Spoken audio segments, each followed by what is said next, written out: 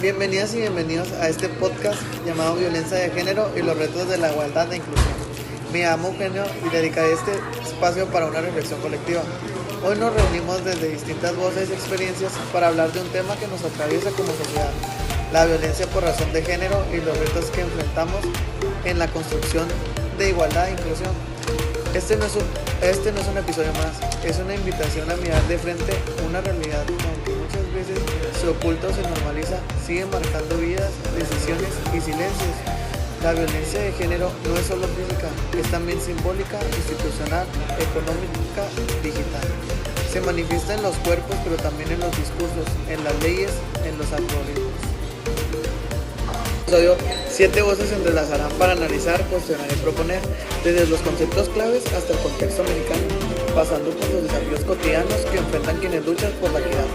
Cada intervención busca no solo informar, sino también provocar pensamiento, incomodidad, acción, porque hablar de violencia de género es hablar de poder, es hablar de quien puede decidir, quién puede habitar el espacio público sin miedo, quién tiene voz y quién ha sido históricamente silenciado. Es hablar de estructuras que se sostienen en desigualdad, pero también en resistencias que nacen desde la dignidad. Este podcast no pretende tener todas las respuestas, pero sí aspira a abrir preguntas que entendemos por igualdad. ¿Qué implica incluir sin excluir? ¿Cómo se construye una sociedad que no tolere la violencia como parte del paisaje cotidiano? Gracias por estar aquí, gracias por escuchar, por pensar, por sentir. Comencemos este recorrido con la certeza de que cada palabra puede ser semilla de transformación, transición, ahora que hemos abierto el espacio para reflexionar sobre la violencia por razón de género. Pasamos a identificar sus elementos más importantes y los retos que enfrentamos en la búsqueda de igualdad e inclusión. Los elementos más importantes de la violencia por razón de género y los retos de igualdad e inclusión.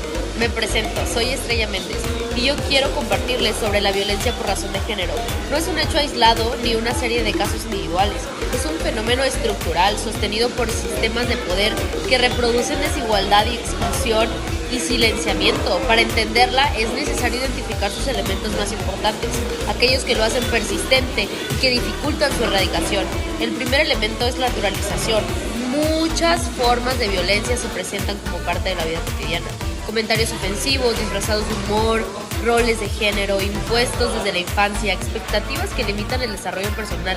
Esta normalización hace que la violencia se vuelva invisible, aceptada e incluso justificada. El segundo elemento es la asimetría de poder. La violencia de género se basa en relaciones desiguales, donde una parte ejerce control, dominación o sometimiento sobre otra. Esta asimetría se manifiesta en lo económico, lo emocional, lo institucional. No se trata solo de agresiones físicas, sino de dinámicas que buscan anular la autonomía del otro. El tercer elemento es la impunidad. En muchos contextos los agresores no enfrentan consecuencias. Las víctimas, en cambio, deben probar su dolor, justificar su denuncia, enfrentar procesos revictimizantes. La falta de justicia no solo perpetúa el daño, sino que envía un mensaje claro: la violencia es tolerada.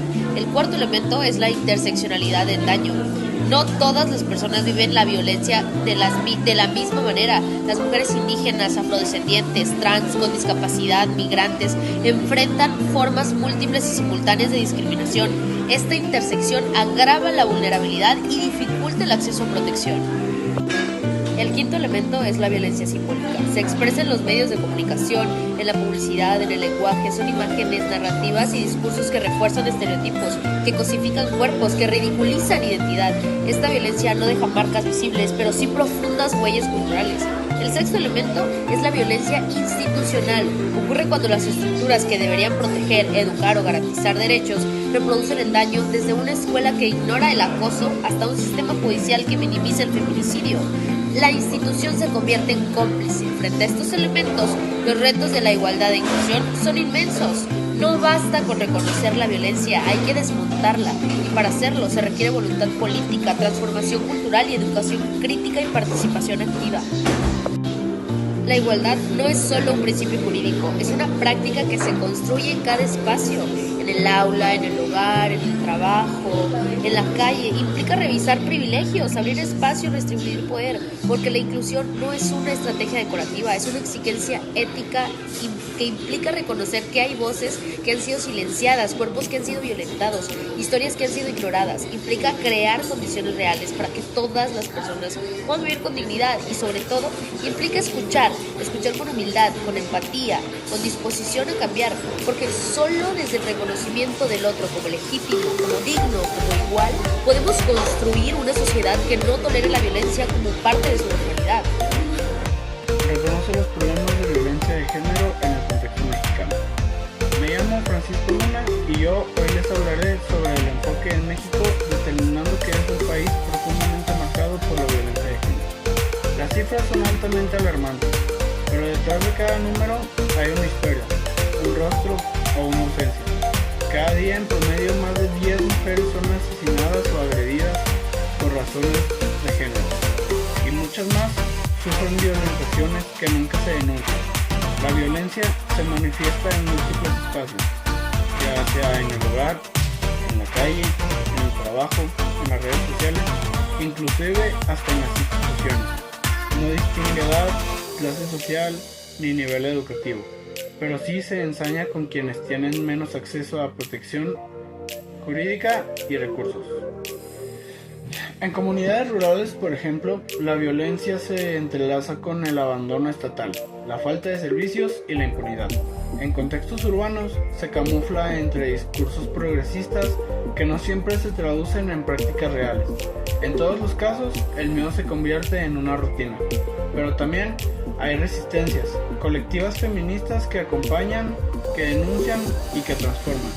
Mujeres que organizan, que marchan, que escriben y que gritan. Personas que desde el arte, la educación, el activismo digital están construyendo nuevas formas de hablar. El contexto mexicano es complejo. Hay avances legislativos importantes como la tipificación del feminicidio o la creación de fiscalías especializadas, pero también hay retrocesos, omisiones y negligencias. La ley sola no basta si no hay voluntad de aplicarla con perspectiva de género. Hablar de violencia de género en México es hablar de dolor, pero también es hablar de dignidad. Es reconocer que hay heridas abiertas, pero también que hay manos extendidas. Es entender que la transformación no vendrá solo desde arriba, sino que desde cada espacio donde se decide no callar. Este país necesita más estadísticas, necesita memoria, justicia y reparación. Sobre todo, necesita que cada una de las personas se comprometa a no ser cómplice del silencio. Reconocer el problema siempre es el primer paso, pero para abordarlo con profundidad necesitamos herramientas conceptuales que nos permitan entenderlo y enfrentarlo. A continuación, exploraremos algunos de estos conceptos claves. Empleación de conceptos pertinentes para abordar el tema de violencia de género. Me presento, yo soy Daniel Alejandro Medina Mata y me gustaría recalcar que para abordar la violencia por razón de género con profundidad es indispensable contar con un marco conceptual claro. Los conceptos no son solo adornos académicos, sino herramientas que nos permitan nombrar, entender y transformar la realidad. Uno de los más fundamentales es el de género, como construcción social. No se trata solo de hombres y mujeres, sino de cómo la sociedad asigna roles, expectativas y valor a las personas según su identidad. Esta construcción influye de manera importante en cómo se distribuye el poder, cómo se ejerce la violencia y cómo se interpreta la justicia. Otro concepto clave es el patriarcado. Este sistema organiza jerarquías donde lo masculino se asocia principalmente con la autoridad, la razón y fuerza, mientras lo femenino se vincula más con la debilidad, emoción y subordinación. El patriarcado no es una persona ni una actitud, es una estructura que atraviesa instituciones, culturas y prácticas cotidianas. Podríamos decir en términos más directos que el patriarcado es el poder excesivamente predominante de los hombres hacia y sobre las mujeres, como por ejemplo las prácticas de contratación discriminatorias que favorecen más a los hombres que a mujeres, así como la exclusión de estas mismas en la toma de decisiones en el ámbito familiar como lo laboral, y sobre todo la creencia a través de los años de que las mujeres solo deben cargar con el peso de las tareas domésticas. Otro tema del que se debe tener conciencia es la interseccionalidad, la cual nos permite ver cómo se cruzan distintas formas de opresión. Una mujer indígena, por ejemplo, no solo enfrenta violencia por su género, sino también por su origen étnico, su clase social y su lingüística, a lo que este enfoque nos obliga a pensar más allá de categorías únicas ya establecidas.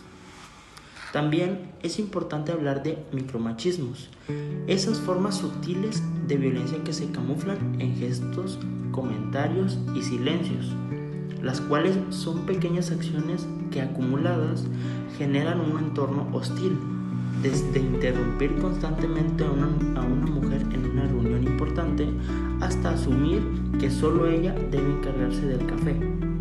Y por supuesto, no podemos ni debemos olvidar la violencia estructural, aquella que no se ve pero se siente.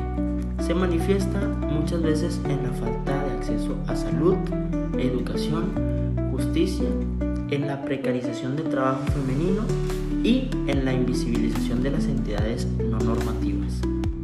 Estos conceptos no deben quedarse solo en el aula, deben ser parte de nuestras conversaciones, de nuestras decisiones y sobre todo nuestras políticas, porque solo cuando entendemos la raíz del problema podemos imaginar soluciones que no sean solo superficiales.